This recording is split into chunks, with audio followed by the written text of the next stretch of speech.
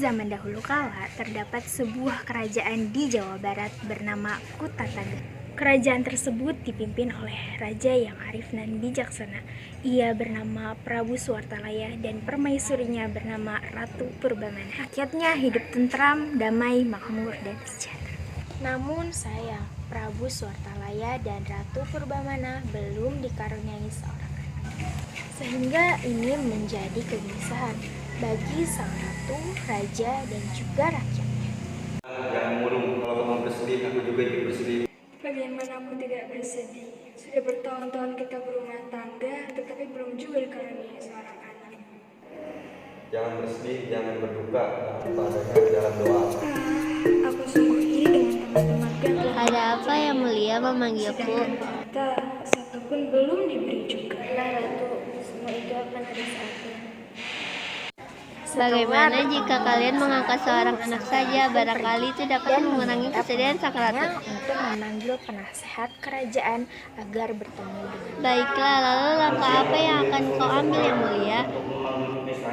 Penasehat pun mengangguk dan menyetujuinya, lalu berjalan bersama menuju istana diiringi oleh dayang-dayang.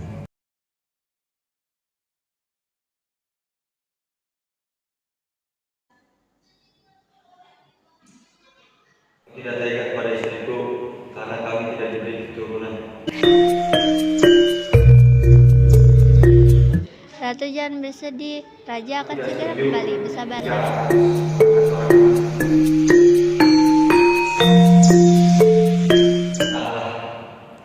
Prabu pun kembali menemui sang ratu. Hai istriku, janganlah bersedih. Aku akan pergi ke hutan untuk bertapa. Jangan istriku, sampai aku kembali.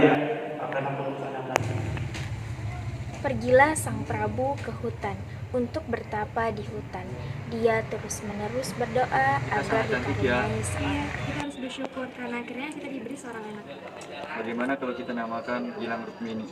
Itu sangat cocok untuknya. Aku setuju.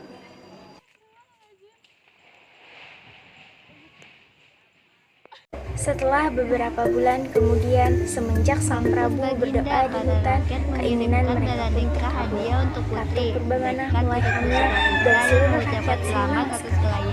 Tak hanya keluarga istana yang berbahagia, rakyat pun ikut turut bahagia atas mendengar kabar tersebut.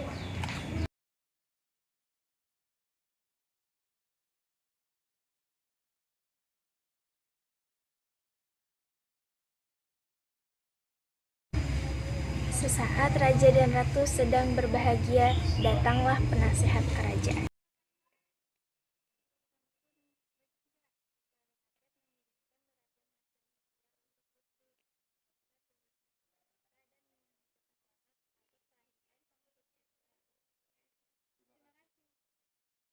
Tahun demi tahun berlalu, sang putri akhirnya tumbuh menjadi gadis yang sangat cantik. Namun ia adalah anak satu-satunya baginda raja dan ratu. Ia sangat manja dan terkadang ucapannya pun kasar.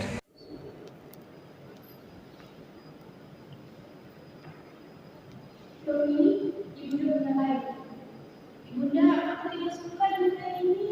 Tapi itu hanya membuktikan dan ibu juga memakainya saat sesuai. Tetap saja ibunda, aku tidak menyukainya.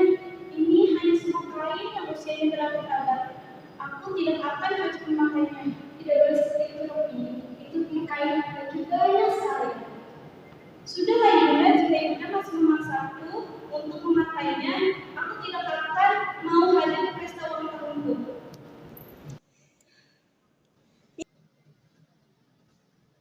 Akhirnya ibunda pergi juga. Aku sudah bosan dengar semua pertanyaan. Dayang-dayang. Pokoknya jika ibunda datang, jangan kau turun ditutupnya. Aku sudah malas melihatnya dan ingin berdiam diri di sini agar dia tidak memaksaku. Ampun putri, tapi bagaimana jika kami tidak kemana? Sudahlah, berhenti saja beritahu. Putri, saya baru bicara dalam makanan. Sudahlah, berhenti saja beritahu. Bahwa putri maafkan saya. Prabu mengambil sedikit emas dan permata, lalu membawanya ke tempat ahli perhiasan ditemani pengawal kerajaan. Baginda Raja. Tuan, apa aku datang kemari yang mulia? Apakah ada yang bisa hamba bantu? saya ingin meminta tolong, bisakah kau membuatkan mahkota untuk putriku tercinta? Yang mulia, dengan senang hati. Ahli perhiasan itu bekerja dengan sebaik mungkin, dengan sepenuh hati. Ia ingin menciptakan mahkota yang paling indah untuk sang putri. Hari ulang tahun pun tiba. Semua rakyat di istana pergi berkumpul ke pesta tersebut. Ketika Prabu Suartalaya dan Ratu Purbamana datang, semua rakyat menyambutnya dengan gembira.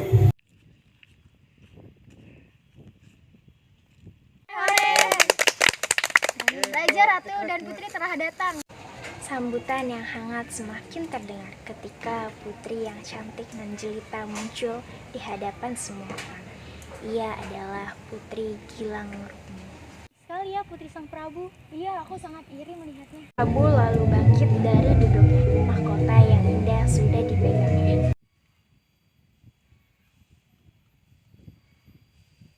Gilang Rukmini, terimalah mahkota dari Ayahanda. Sang putri pun menerima mahkota tersebut, lalu melihatnya secara sekilas. Kemudian, Ini mahkota apaan? Jelek sekali. Aku tidak menyukainya. Kamu tidak boleh seperti itu, Rukmini. Aku tidak menyukainya. mahkota yang indah pun rusak. Emas dan permatanya tersebar di lantai. Semua orang yang hadir pun terkejut. Tak seorang pun bicara. Tiba-tiba Ratu Purbamana menangis melihat perilaku putrinya. Semua rakyatnya pun ikut menangis melihat Ratu Purbamana menangis. Mahkota yang indah itu dilempar begitu saja oleh sang putri. Sungguh, aku juga sangat tidak menyangka Putri Baginda melakukan seperti itu. Akhirnya mereka pun meneteskan air mata hingga istana basah oleh air mata mereka. Ada air. Air apa itu? Air ini membentuk kolam kecil. Apa yang kau lakukan, Putri? Kau telah membahayakan semua orang di sini. Lihatlah ulahmu. Tiba-tiba muncul mata air dari halaman istana. Airnya sangat deras, yang semakin lama semakin banyak. Sang putri ketakutan. Ia sangat menyesal atas perbuatannya. Tetapi semua sudah terlambat. Genangan air itu telah menjadi danau yang sangat besar hingga menenggelamkan kerajaan. Kemudian terciptalah sebuah danau yang sangat indah. Kini danau tersebut dikenal sebagai Danau Telaga Warna. Warna yang dihasilkan tersebut berasal dari bayangan hutan, tanaman, dan langit-langit di sekitar danau. Namun orang-orang sekitar mengatakannya warna-warni tersebut berasal dari mahkota putri yang tersebar.